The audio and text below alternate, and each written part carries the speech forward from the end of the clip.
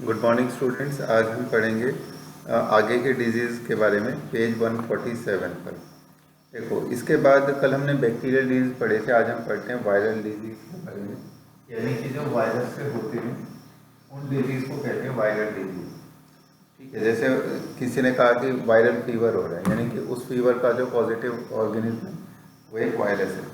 अब एग्जाम्पल देखो क्या क्या है। सबसे पहले दिया है rhino virus. Rhino virus cause करता है कॉमन कोल्ड।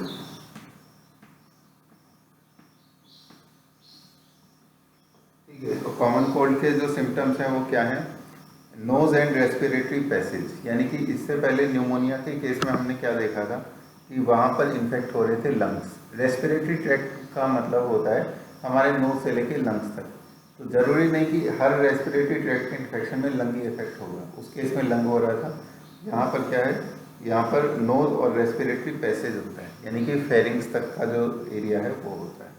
इसके सिम्टम क्या है? Nasal congestion and discharge. Nasal congestion and discharge. Nasal congestion का मतलब क्या है कि नाक इसमें बंद हो जाता है, ब्लॉक हो जाता है।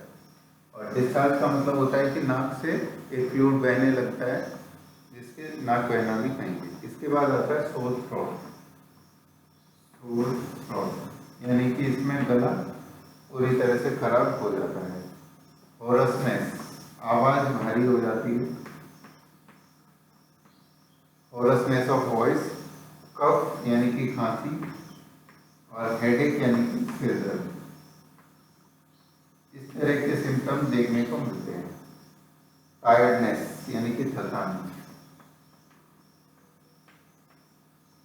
ये सिम्टम किसके हैं? ये कॉमन कोल्ड के सिम्टम हैं, जो कि बहुत, उसके नाम से ही क्लियर है कि वो एक बहुत ही कॉमन बीमारी है। अक्सर लोगों को हो जाती है। 3 से 7 दिन तक इसका असर रहता है। उसके बाद ये बीमारी अपने आप ही ठीक हो जाती है। और इससे ड्रॉपलेट्स रिजल्टिंग फ्रॉम कफ और sneezes of an infected person are either inhaled directly or transmitted through contaminated objects such as pens, books, cups, door knobs, computer keyboard or mouse etcetera and cause infection in a healthy person. तो जितने भी इस तरह के infections होते हैं जो कि एयरबॉर्न होते हैं, वो इसी तरह से फैलते हैं। ये जैसा कि तुम जानते हो कि कॉमन कोल्ड एक एयरबॉर्न इन्फेक्शन है, यानी कि इसके जो इन्फेक्टेड पार्टिकल्स हैं वो एयर के थ्रू ट्रांसफ़र हो सकते हैं हेल्दी पर्सन तक। ठीक है, तो इसीलिए कहते हैं कि जो इस तरह का पर्सन हो तो उसको क्या करना चाहिए? उसको खांसते या छींकते समय ध्यान रखना चाहिए कि आसपास के लोगों को बचा के रखें।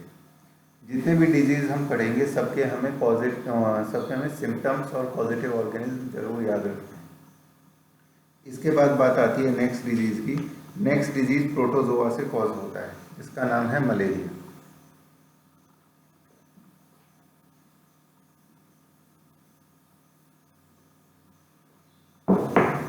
नेक्स्ट डिजीज का नाम है मलेरिया।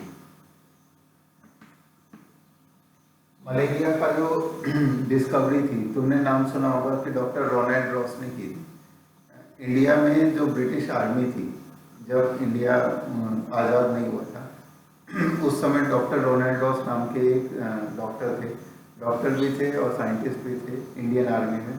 उन्होंने इंडिया में आकर डिस्कवरी की थी मलेरिया की। उन्होंने ये देखा कि यहाँ की जो क्लाइमेट है, उस क्लाइमेट में मच्छर बहुत पनपते हैं, और मच्छरों के पनपने की वजह से लोगों को एक ऐसी बीमारी हो जाती है जिसमें कपकपी और तेज बुखार जैसे सिम्टम्स देखने को मिलते हैं, और उसकी वजह से बहुत मौतें भी हो जाती हैं। तुम्हें जान के आश्चर्य होगा कि पूरी दुनिया में आज तक मानव इतिहास में सबसे ज़्यादा जो मौतें हुई हैं उसका कारण मलेरिया है। बड़ी बड़ी बीमारियां जैसे कि एड्स और कैंसर या दूसरी खतरनाक बीमारियों से उतनी मौतें नहीं हुई। तो मलेरिया जो है, इसको अगर ब्रेक करें तो वो ऐसे होता है माल एरिया। माल का मतलब है बैड, आरिया मतलब है एयर। यानी कि ब्रिटिश साइंटिस्ट ने ये पता लगाया कि ये इस वजह से होता है कि यहाँ की जो एयर है वो खराब है, जिसकी वजह से मच्छर यहाँ पनपते हैं। ठीक है, मलेरिया के किस वजह से होता है? मलेरिया होता है एक प्रोटोजोआ से, जिसका नाम है प्लाज्मोडियम प्लाज्मोडियम प्रोटोजोआ का नाम है। कौन कौन सी स्पीशीज डिजीज कॉज करती हैं? Plasmodium vivax, Plasmodium malaria, Plasmodium oval, Plasmodium falciparum. ये 4 स्पीशीज, इनकी spelling VIVAX, MALA, RIAE, OVALE, FALCIPARUM। ठीक है, ये इनकी स्पेलिंग है। ये क्या कॉज करते हैं? ये अलग अलग तरह के अलग अलग एरिया में इनकी प्रेवलेंस है। जैसे कोई अफ्रीका में होगा, कोई ऑस्ट्रेलिया में होगा, कोई एशिया में होगा, सब अलग अलग जगह पर पाए जाते हैं। लेकिन सिम्टम जो ये डिजीज़ कॉज करते हैं सबके सेम होते हैं। अब फेल्सीपेरम वाले के लिए इन्होंने क्या लिखा है कि ये फैटल भी हो सकता है। अब इसकी जो लाइफ साइकिल है वो तुम लोगों के सिलेबस में है और बहुत इम्पोर्टेंट भी है। मलेरिया की लाइफ साइकिल का मतलब है प्लाज्मोडियम की लाइफ साइकिल। प्लाज्मोडियम को 2 होस्ट चाहिए होते हैं। एक होस्ट का नाम क्या है? एक होस्ट है ह्यूमन बीइंग और दूसरा होस्ट है मॉस्किटो। ठीक है, कौन सा mosquito? Anopheles mosquito. Anopheles mosquito. तो ये इन दोनों के अंदर मल्टीप्लाई कैसे होता है वही यहाँ पर दिया है। सबसे पहले इन्होंने क्या किया, एक डायग्राम देख लेते हैं, डायग्राम के थ्रू समझना आसान।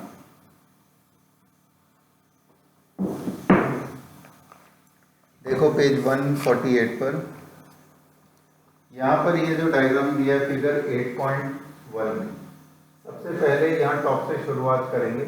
यहाँ पर मॉस्किटो ने ह्यूमन बीइंग्स को काटा और उसकी बॉडी के अंदर स्पोरोजोइड्स को ट्रांसफर किया।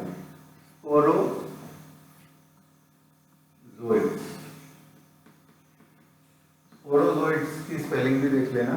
और स्पोरोजोइड्स क्या होता है? वो इन्फेक्टेड स्टेज होती है। ये इन्फेक्टेड स्टेज जैसे ही ह्यूमन बीइंग्स में पहुंच जाएगी वैसे ही ह्यूमन बीइंग्स में इन्फेक्शन शुरू हो जाएगा। यानी कि वो जिस मॉस्किटो ने काटा उसके अंदर क्या थे? उसके अंदर मलेरिया के पैरासाइट्स थे और उसने किसको काटा? हेल्दी पर्सन को। तो हेल्दी पर्सन के अंदर स्पोरोजोइड्स पहुंच गया जो प्लाज्मोडियम की इन्फेक्टिव स्टेज थी। इसके बाद क्या होता है कि ब्लड के फ्लो के थ्रू ये स्पोरोजोइड कहाँ पहुंच जाते हैं? ये पहुंच जाते हैं लिवर में। डायग्राम बना के दिखा है। Parasites reach the liver through blood. इसके बाद लिवर में पहुंचने के बाद लिवर के सेल्स में क्या करते हैं? एसेक्सुअली रिप्रोड्यूस करते हैं। Asexually reproduce. कौन रिप्रोड्यूस करता है?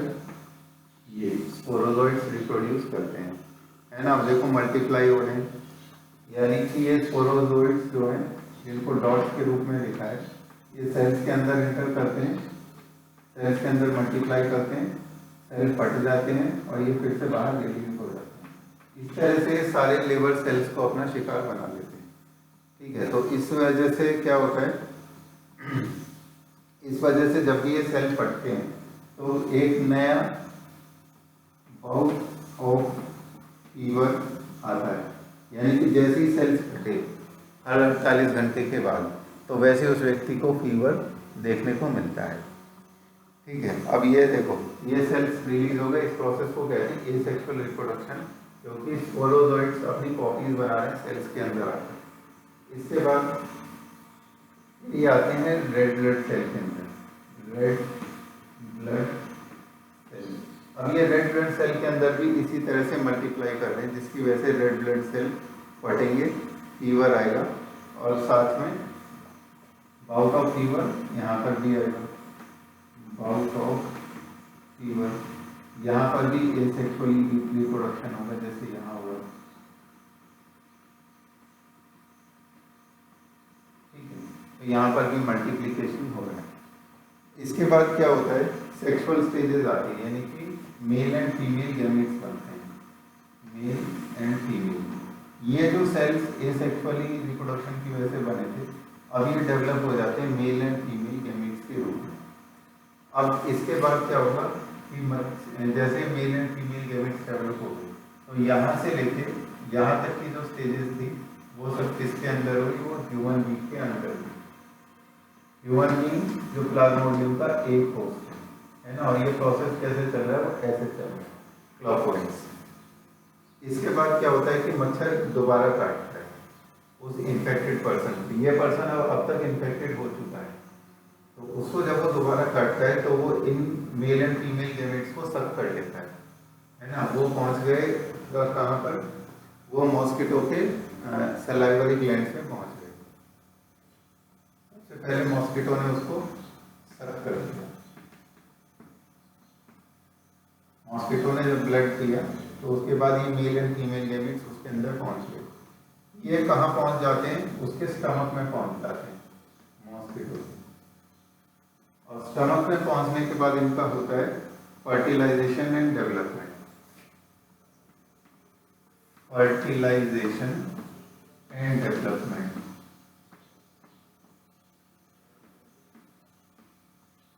इसका गैमेट्स का, गैमेट्स फर्टिलाइज होते हैं और वहां क्या बनता है, जाइगोट। अब इसके बाद ये जो जाइगोट हैं ये फिर कहाँ पर पहुंचते हैं, ये फिर से पहुंच जाते हैं सलाइवरी ग्लैंड में। तो यहाँ पर जाइगोट बना, वो जाइगोट पहुंच जाता है सलाइवरी ग्लैंड में, किसके, मॉस्किटो के। और वहां पर ये परिवर्तित हो जाता है फॉर्म में, उस फॉर्म को कहते हैं स्पोरोजोइड। स्पोरोजोइड में ये परिवर्तित हो जाता है, जाइगोट कन्वर्ट हो जाता है स्पोरोजोइड्स में। इसके बाद ये जो स्पोरोजोइड्स हैं ये फिर से ट्रांसफर हो जाते हैं एक हेल्दी पर्सन में, जब ये मॉस्किटो दोबारा से किसी हेल्दी पर्सन को काटेगा। तो ये जो साइकिल है ये एक्सट्रीमली इंपॉर्टेंट है एग्जाम के पॉइंट ऑफ व्यू से। इसमें ये ध्यान रखना है कि सेक्सुअली रिप्रोडक्शन होता है मॉस्किटो के स्टमक यानी कि गट में, है ना, वहाँ फर्टिलाइजेशन होता है। एसेक्सुअल रिप्रोडक्शन होता है ह्यूमन बींग्स के रेड ब्लड सेल में और लिवर सेल्स में। ये वाली जो होस्ट है वो है मॉस्किटो, ये वाली जो इस साइकिल का पार्ट है वो है ह्यूमन बींग। तो इसको दो होस्ट चाहिए होते हैं, ठीक है। अब इसमें देखो एक चीज इंपॉर्टेंट है, पेज 147 पर बीच में एक लाइन लिखी है इस पैराग्राफ के, the rupture of RBC is associated with release of a toxic substance hemozoin responsible for the chill and high fever recurring every 3 to 4 days। तो ये जो हीमोजोइन है इसके बारे में अक्सर एग्जाम में आ जाता है, हीमोजोइन, ठीक है। क्या होता है हीमोजोइन? हीमोजोइन हीमोग्लोबिन का एक ब्रेक डाउन प्रोडक्ट है जो कि तब रिलीज होता है जब आरबीसी रप्चर होते हैं, उनके अंदर एसेक्सुअल रिप्रोडक्शन की साइकिल कंप्लीट हुई होती है। ये देखो ये सेल जैसे रप्चर हो रहा है ना, यहाँ पर भी सेल रप्चर हो रहे हैं, तो उनमें से रिलीज होगा हीमोजोइन। और ये हीमोजोइन टॉक्सिक होता है और इसकी वजह से क्या होता है, फीवर और चिल्स जैसे सिम्टम यानी कि कभी देखने को मिलती है। इसके बाद बात आती है नेक्स्ट डिजीज की जिसका नाम है amoebiasis. Next disease is amoebiasis.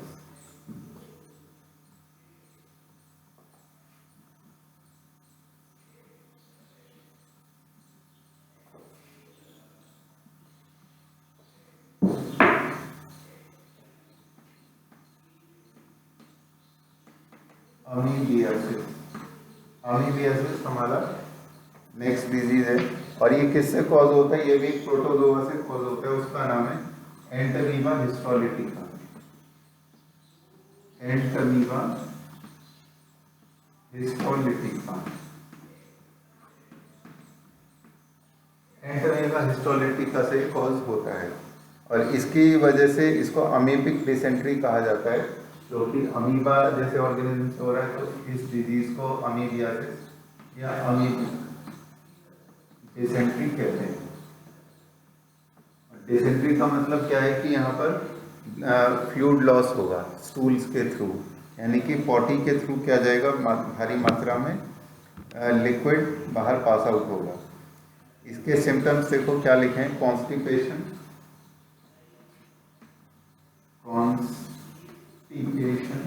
Constipation यानी कि कब्ज हो जाएगा इस व्यक्ति को, एब्डोमिनल पेन यानी कि पेट में दर्द हो जाएगा,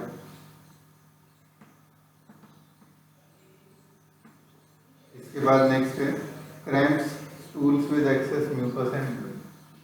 क्रैम्प्स, पेट में दर्द होना, पेट में मरोड़ उठना, है ना, पेट में मरोड़ उठना। इसके बाद है stools with excess mucus and blood clots, stools with mucus and blood clots, तो यानी कि उसमें खून भी आता है और उसमें म्यूकस भी आएगा। तो ये क्या है, ये इसके सिम्टम्स हैं। हाउस फ्लाई इसके मैकेनिकल कैरियर्स, यानी कि हाउस फ्लाई इसके वेक्टर की तरह काम करते हैं। House fly vector. इसके बाद serve to transmit the parasite from fecal matter of infected person to food and food products, thereby contaminating them। तो यानी कि इसमें क्या है कि मक्खी उस व्यक्ति के स्टूल से, जो बीमार व्यक्ति था उसके स्टूल्स पर बैठकर वहाँ से उनको कहाँ ट्रांसफ़र करती है, हेल्दी पर्सन के फूड पर ट्रांसफ़र करती है। thereby contaminated them। Drinking water and food contaminated by the fecal matter are the main source of infection। इसीलिए कहते हैं कि जो पानी के खुले स्रोत हैं वहाँ से पानी नहीं पीना चाहिए और उसको फिल्टर और साफ करके ही पीना चाहिए। या सबसे अच्छा उपाय क्या बताते हैं कि उसको उबाल के ठंडा करके तब पीना चाहिए, क्योंकि उबालने से बैक्टीरिया या दूसरे ऑर्गेनिज्म जो होते हैं उसमें वो नष्ट हो जाते हैं। इसके बाद बात आती है एस्केरिस की। एस्केरिस क्या है, एक टाइप का वर्म है जिसके बारे में हमने राउंड वॉर्म्स में पढ़ा हुआ है।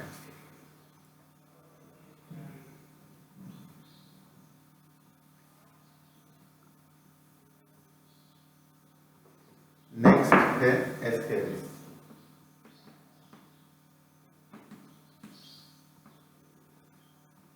अब एस्केरिस एक राउंड वॉर्म है और इसका पैरासाइट है ह्यूमन बींग्स के अंदर। क्या कॉज करता है, एक डिजीज कॉज करता है जिसका नाम है एस्केरियासिस, एलिमेंट्री कैनाल का इन्फेक्शन। एलिमेंट्री कैनाल का इन्फेक्शन है। अब इसके सिम्टम्स देखो क्या है। Symptoms of the disease is internal bleeding, muscular pain, fever, anaemia and blockage of intestinal passage. Internal bleeding यानी कि शरीर के अंदर ही अंदर ब्लड का लॉस होना, इंटरनल ब्लीडिंग। मसल्स में pain, muscular bleeding, muscular pain, fever, anaemia and blockage of intestinal passage. Fever, anaemia, anaemia यानी कि ब्लड की कमी और इंटेस्टाइनल पैसेज का ब्लॉक। इंटेस्टाइनल पैसेज तो अपने आप ही ब्लॉक होगा जब अंदर इतने पैरासाइट्स मल्टीप्लाई करेंगे। कई बार सर्जरी के दौरान डॉक्टर्स गुच्छे के गुच्छे निकालते हैं वॉर्म्स के पेशेंट के अंदर से। Eggs of the parasite are excreted along with fecal matter of infected person। तो यहाँ पर भी कंटेमिनेशन कौन फैलाता है, व्यक्ति का फीकल मैटर, क्योंकि ये ऑर्गेनिज्म कैसे बाहर पास आउट होता है, स्टूल्स के थ्रू, और उस वजह से वाटर भी और सॉइल दोनों इन्फेक्ट हो सकते हैं। तो कंटेमिनेटेड वाटर, वेजिटेबल्स और फ्रूट्स, क्योंकि वेजिटेबल्स और फ्रूट को उगाने में, उनको कैसी जगह उगाया गया या उनको उगाने में किस तरह के वाटर का यूज़ किया गया वो हमें नहीं पता, इसीलिए उनको साफ करके ही उपयोग में लाना चाहिए। इसके बाद बात आती है वुचेरेरिया की। वुचेरेरिया जो कॉज करता है फाइलेरियासिस। इसके बाद जो अगली बीमारी है वो भी एक वर्म वाला डिजीज है जिसका नाम है फाइलेरियासिस।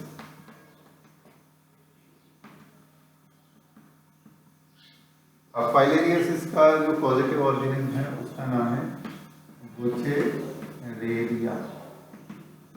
वुचेरेरिया bancrofti, bancrofti, bancrofti. और इसके बाद है वुचेरेरिया मलाई, MALAYI, मलाई। अब इसके करता क्या है, chronic inflammation of the organs in which they live, यानी कि लंबे समय तक चलने वाला इन्फेक्शन, उसको क्रोनिक इन्फ्लेमेशन कहते हैं। क्रोनिक इन्फ्लेमेशन ही कॉज करते हैं, और रहते कहाँ पर है, लिम्फेटिक वेसल्स में या लोअर लिम्स में। लिम्फेटिक वेसल्स या लोअर लिम्स में ये रहते हैं। वहाँ पर रहने के दौरान ये क्या करते हैं, इन्फ्लेमेशन कॉज करते हैं, जिस वजह से ये जो एरिया होते हैं लिम्फेटिक वेसल्स के या फिर लिम्फ नोड्स के या लोअर लिम्स के, वो स्वेल हो जाते हैं। और जैसा कि हमें देखने को मिल रहा है फिगर 8.2 में, व्यक्ति के लोअर लिम्स में क्या है, बहुत इन्फ्लेमेशन है, और इसी वजह से इस डिजीज को हम एलिफेंटियासिस भी कहते हैं, क्योंकि व्यक्ति के जो पैर होते हैं लोअर लिम्स वो इतने मोटे हो जाते हैं। इसका दूसरा नाम है एलिफेंटियासिस। ठीक है, एलिफेंटियासिस इसका दूसरा नाम है। तो जेनिटल ऑर्गन से भी इसमें इफेक्ट हो रहे हैं। तो इसकी वजह से क्या होता है, ग्रॉस डिफॉर्मिटी। ग्रॉस डिफॉर्मिटी का मतलब है कि शरीर के जितने अंग इससे अफेक्ट होते हैं वो सब बुरी तरह से नष्ट होने के कगार पर पहुंच जाते हैं। Pathogens are transmitted to a healthy person through the bite of female mosquito vectors. ये भी मॉस्किटो से फैलने वाला डिजीज है। इसके बाद नेक्स्ट हम पढ़ेंगे फंजाई के जो डिजीज हैं, जैसे कि माइक्रोस्पोरम, ट्राइकोफाइटॉन, एपिडर्मोफाइटॉन, ये हम करेंगे कल। Thank you.